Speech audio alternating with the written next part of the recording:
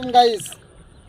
আমার একটি বড় আইডি ছিল ফেসবুক ইদানিসকেবিডি। এই আইডিটা আমার চলে গেছে, কোনো কারণে ফিউজ হয়ে গেছে। তার জন্য আমি নতুন করে একটা আইডি খুলছি, কাদের জিলানি। এই আইডিটাতে একটু ফলো দিয়ে দিবেন। আর কিছু গুরুত্বপূর্ণ কথা বলবো আপনাদেরকে, যে আপনারা কন্টেন্ট করেন, আপনারা যদি কন্টেন্টে আসতে চান তাহলে অবশ্যই আপনারা কোনো মিউজিক ব্যবহার করবেন না।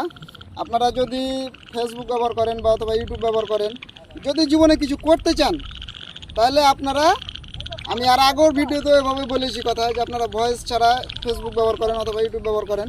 আর টিকটক তো ব্যবহারই করা যাবে না, টিকটক ব্যবহার করার কোনো প্রয়োজন নাই। টিকটকে আপনারা শুধু পরিচিত হতে পারবেন, কিন্তু আপনাদের মতো অনেক মানুষ কিন্তু টিকটক ব্যবহার করে, ওগুলো তো পরিচিত হয়ে কোনো লাভ নেই। আপনারা যেটুকুই পরিচিত হন সেটুকু ফেসবুকে অথবা ইউটিউবে পরিচিত হন।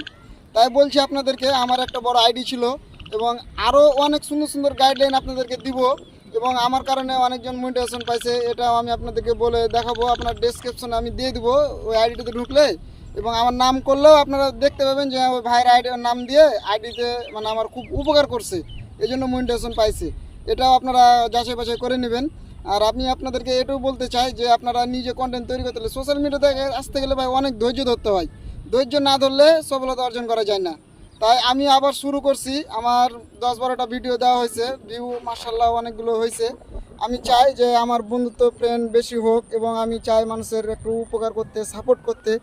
হ্যাঁ, তাই আমি এটাই বলতে চাই। আর আমি হয়তো বেশিক্ষণ লাইভে বা ভিডিও করতে পারবো না, যেটুকু বললাম সেটুকুই আপনাদের মঙ্গল কামনা করি।